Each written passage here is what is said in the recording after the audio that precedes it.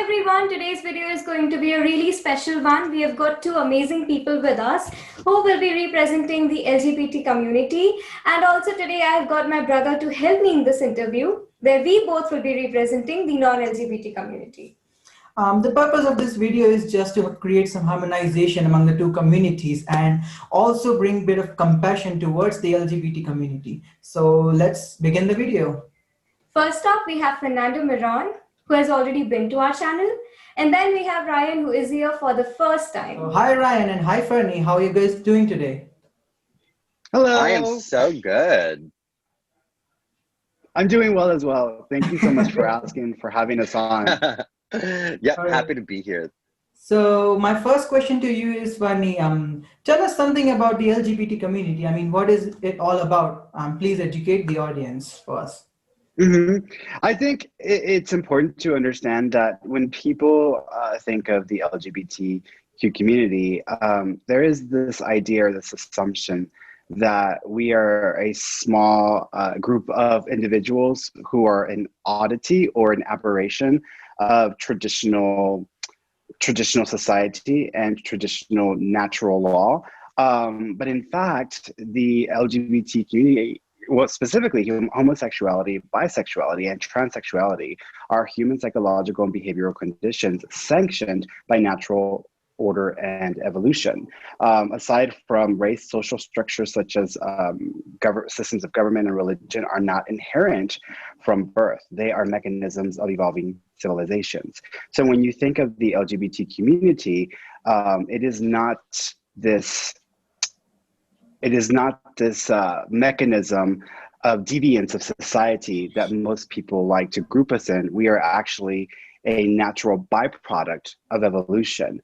But the way that we express ourselves, the way that we gain any kind of recognition in society is by standing out through the different creative, expressive methods in our own personal individual situations. So we are simply an expression of nature. We are an expression of natural evolution. We are not these deviants that people would like to think of us as.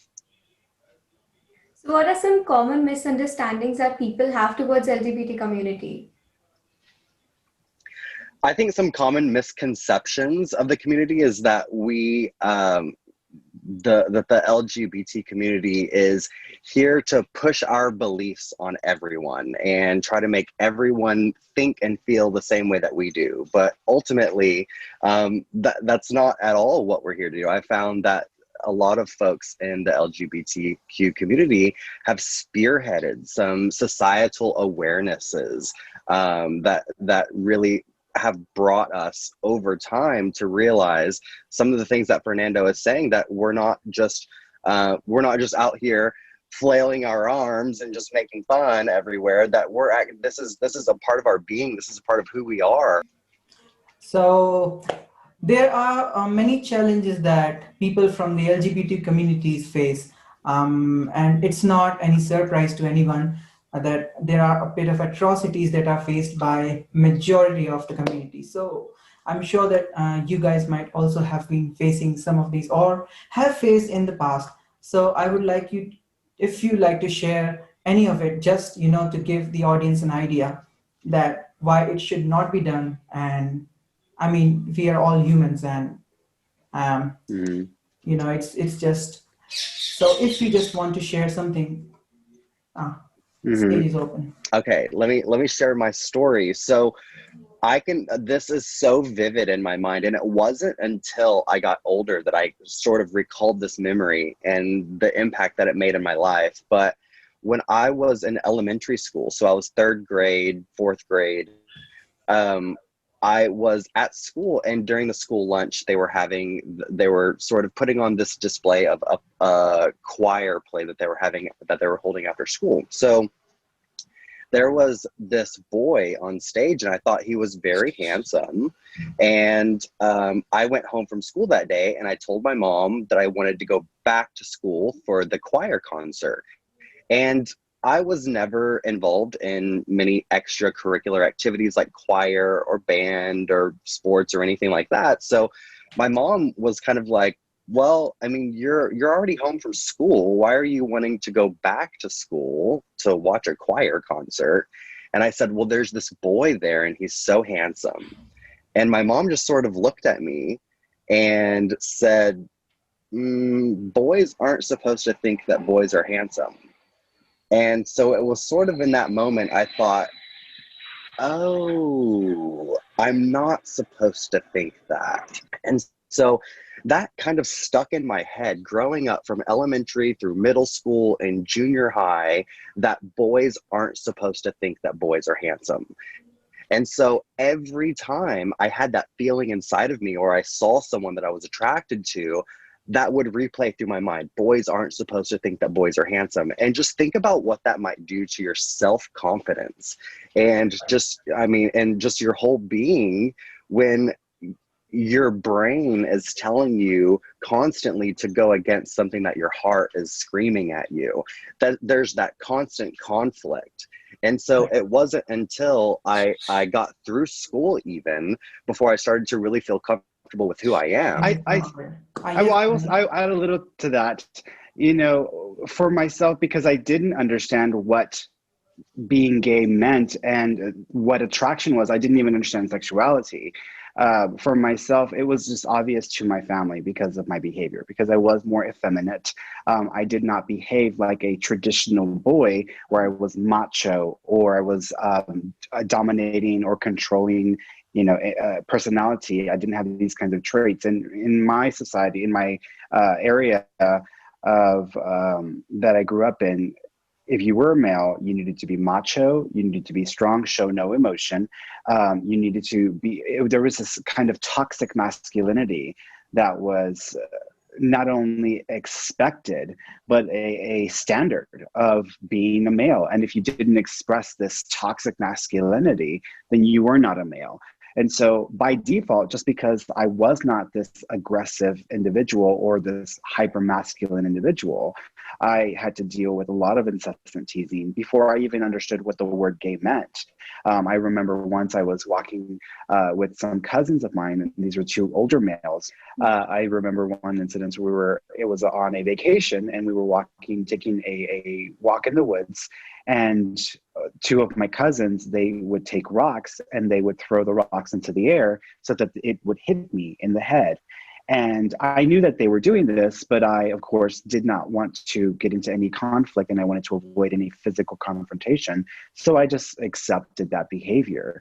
There was another instance where two other cousins, and this was in school, we were rehearsing for a play. And in the play, I was selected to take the position of Martin Luther King. So we were taking our turns to go up to the stage, to the microphone, to speak and to give a speech. And we were waiting in the back, and I was waiting for my turn. And two of my cousins came behind me, and they just grabbed my pants, and they dropped my pants. So I was left there naked, and they were just making fun of me and just trying to make me embarrassed and feel ashamed. So there were always these rude. Yeah, so there was a lot of insensitive. instances where I was mistreated. So this was something that was an issue before I even knew what the issue was. I didn't even understand what gay was. So what was each of your experiences of coming out about your sexual orientation? For me, it was I call it drug out of the closet. When I was in high school, that's whenever I really started to kind of become who I am. You know, in high school, we're going through all kinds of hormonal changes and we're learning about the world outside of school and, you know, kind of how society works and that sort of thing. And it was around that time that I started to get sexually active and interested in guys. Well, I had this friend who he and I were best friends. And so we decided to kind of explore together. And his best friend, before he met me, started to notice that he and I were kind of like hitting it off really well. And I think his friend was really jealous. And his friend was straight. And I'm sure my friend now, I really haven't kept up with him, but he's probably bi. But his friend saw that he and I were getting closer and closer. And so he started to just tell everyone in our friend group that I was that I was gay and that I was trying to get him out of the closet to kind of be part. He almost treated it as like I was part of a cult and I was trying to bring his friend into my cult with me. And the reality was we were just really exploring together. And what he ended up doing was that friend was telling everyone that my friend and I had messed around and kind of explored that. So that started rumors and it spread like wildfire around the school. People were coming up to me, asking me questions. Hey, is it true that this? Is it true that this? Is this really what happened? And I went into this, I just went into this state where I was in total shock. I didn't know what to do. I didn't know, do I tell them, yes, that this is all true and this is who I am, or would that be a lie? So it was a very traumatic experience. I think I came out of the closet a few times because that was one of the times that I did, and it was not by choice. And then by the time that I had really become comfortable with who I was, it was not until after high school. When I was 19 or 20, that's when I really met a group of friends who were extremely open-minded. And there was one gay guy that was part of the group. And I referred to him as my kind of gay because he was very kind of low-key. He didn't make it be known everywhere that he went. He was just what you might call a normal person. However, he liked guys. And so that was kind of a role model for me of how I can be the quote unquote what society calls the normal person that I am and still be gay and be attracted to guys and not have to fall into the 100% gay culture. I think that there's a whole spectrum of gay, and so no matter where you're at on that spectrum, it's okay. And so when I realized that, that's whenever I really came out of the closet and started to feel comfortable with who I am and speak in confidence of who I am, because people would ask me before that moment, are you gay? And I would shut down. I was like a dog with a tail between my legs because I didn't know what to say. Well, by the time that I had become comfortable with who I was, I could confidently say who I am, what I'm attracted to, why I feel this way, and all of the events that led up in my life to feel this way, so that if you didn't agree with the way that I see life, then that's okay. I've got my own life and you've got yours. We don't have to agree on the same things. And so I think once I came out of the closet a second time, that was a lot better for me. The first time was very traumatic though. For myself, I think that when I came out, I think my family, they knew I was different. I think my mother knew I was different, that I didn't fit the standard of male. And I think she could tell, my mother could tell when I was a child, because when I was with my younger sisters, I used to take a sheet from the bed. I would wrap it around myself as if it were this big flowy dress, and I would go and play Cinderella, and my sister was the Wicked Witch. And so I'd run around, the yard as Cinderella, oh, please don't hurt me, Wicked Witch, So I think that they knew something was different about me. As I got older and as I became more inhibited, because in order to survive in the generation that I grew up in order to survive, you had to inhibit your tendencies and your femininity. So I got very good at lying about who I was, which was that I was a straight man, a good Catholic boy. And when in the last 2 years of high school, I think that's when it really started to change for me. That's around the time that there was a show on TV called Dawson's Creek, and there was a character in the show who was gay, and his experience in coming out to his father and trying to claim who he was and embrace who he was one step for me as well, because in seeing that it was okay to embrace yourself, that started the path on with me accepting myself as well. So for myself, I told my mother that I was gay when a friend asked me to come out to my mother.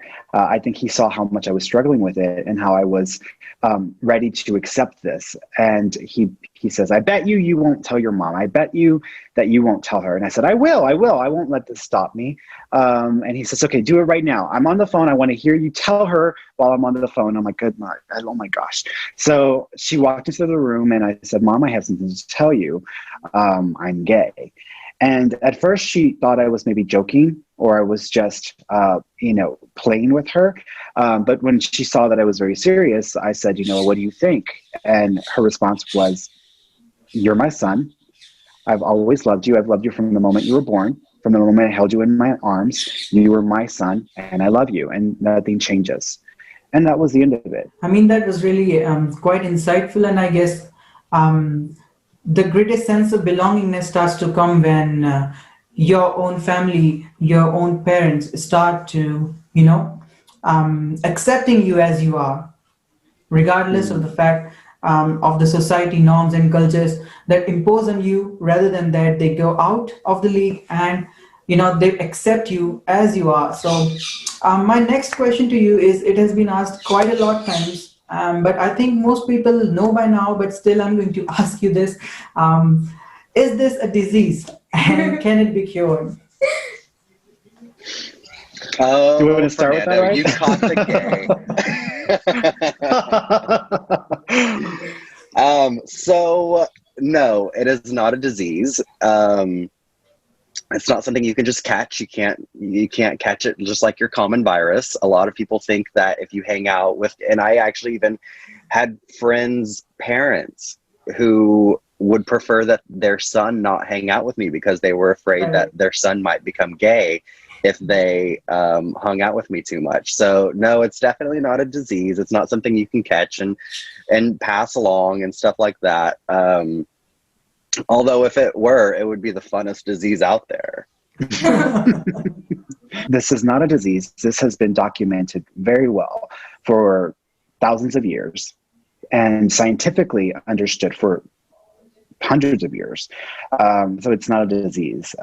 If it were a disease, I wouldn't want to be cured, because in the process of experiencing life through this perspective, I have a grander compassion for people. And this is why I do the work I do, because being homosexual has allowed me the opportunity to have a grander heart and sense of awareness and understanding of human suffering. The suffering that we sometimes put ourselves through, that I probably would have never understood had I conformed to the standards of my culture and society. A lot of people say, a lot of people will say that it's a choice to be gay. And I can't imagine that anyone would choose to go through the lifelong struggle that it takes to become comfortable with who you are. I mean, that's one heck of a choice to make. As non-LGBTs, we guys and also the audience who are the non-LGBTs, we should try to, cut down the barriers and just give an open perspective to things. I mean, people can be different, and it's no surprise. And in this interview as well, we've tried to, just bridge down the gaps and also, remove the confusions and the chaos that has been going around. And I would like to thank you guys for being a part of this video. I think this video is going to be very insightful because you guys have answered everything very honestly, and everything was crystal clear in understanding. Absolutely. If I were to leave any parting words, it would be that life is too short to ignore who you are and to not acknowledge your truest feelings in your heart. And that if this is something that you've been struggling with for some time now, this could be the sign that you've been waiting for, to expand your thinking and to go against what everyone wants you to do and what your brain is telling you is the wrong thing to do, and take a moment to listen to your heart. And instead of thinking, what if things go wrong, I would encourage you to shift your thinking to what if everything goes just right. That's right. So as straight people, it was quite difficult to understand some things, but still, I mean, we have come an inch closer, and that's something that everybody should be proud of, because mistreating anybody, be it anyone, is just not human. And um, it's just good that we accept each other as they are and move forward with our lives and bring a bit of compassion towards each other. And Funny, do you have any last message?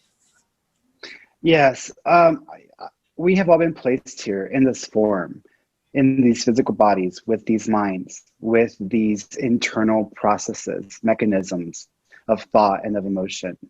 We've been placed here to exist. I exist. The fact that I exist means that I have a right to exist. And it is not my place, nor the place of any other sentient being to state that I do not belong here or that I do not have a place here, because I exist. The simple fact that I exist means that I have a right to exist, as we all do.